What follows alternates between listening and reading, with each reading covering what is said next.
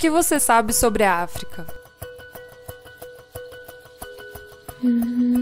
O continente africano, considerado o berço do mundo, compõe o principal contraste de pobreza e riqueza. Embora a África seja extremamente rica na diversidade cultural, política e socioeconômica, o território abriga uma vasta bagagem histórica que inclui principalmente a disputa econômica e política de países centrais no mundo, responsáveis pela exploração dos povos e das riquezas que residiam nas regiões extremas.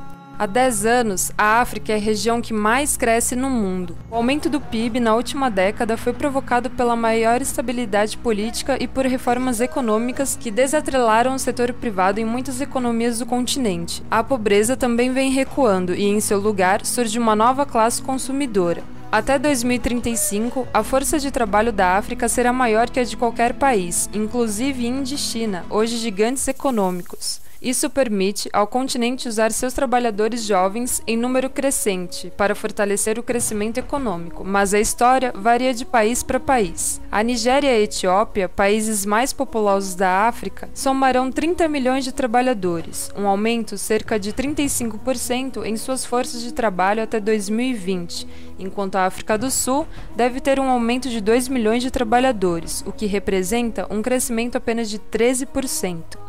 Somente 28% dos africanos têm empregos estáveis. Foram criados 37 milhões de empregos estáveis nos últimos 10 anos, número insuficiente para 91 milhões de pessoas. A África tem cerca de 60% das terras aráveis não utilizadas do mundo, o que facilita o desenvolvimento do setor agrícola. É mais barato comprar produtos na China do que fabricar.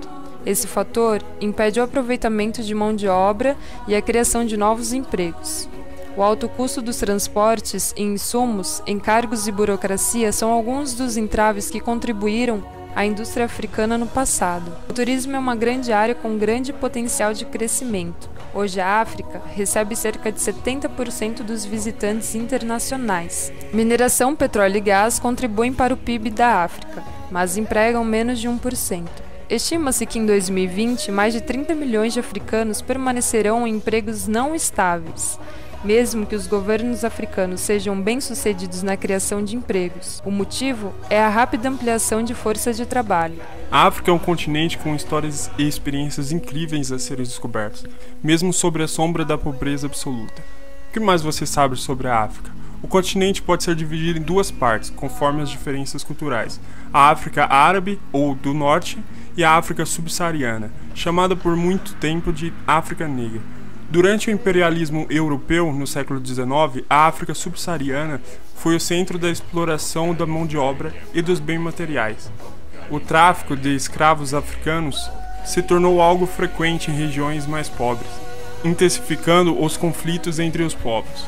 A colonização dessas áreas reduziu o espaço entre as tribos, gerando conflitos que culminaram em diversas mortes. Mesmo sobre esse cenário, no Congresso de Berlim em 1885, as principais potências partiram a África entre si, sem considerar as divisões territoriais dos nativos. A descolonização dessas áreas, depois da Segunda Guerra Mundial, deixou essas nações à mercê de intensos regimes autoritários, que resultaram na regressão econômica e política desses povos. Diante do fracasso da independência das colônias, a África subsaariana exibiu o maior panorama de declínio econômico e a pobreza como consequência.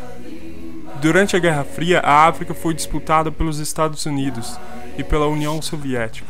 As potências incentivaram e financiaram os conflitos internos na busca por mercados. Com a vitória ideológica dos Estados Unidos, os estados africanos não tiveram mais financiamentos externos. Para se destacar no cenário internacional, os frágeis estados africanos criaram a Organização da Unidade Africana, com a finalidade de ser uma instituição de cooperação e segurança continental.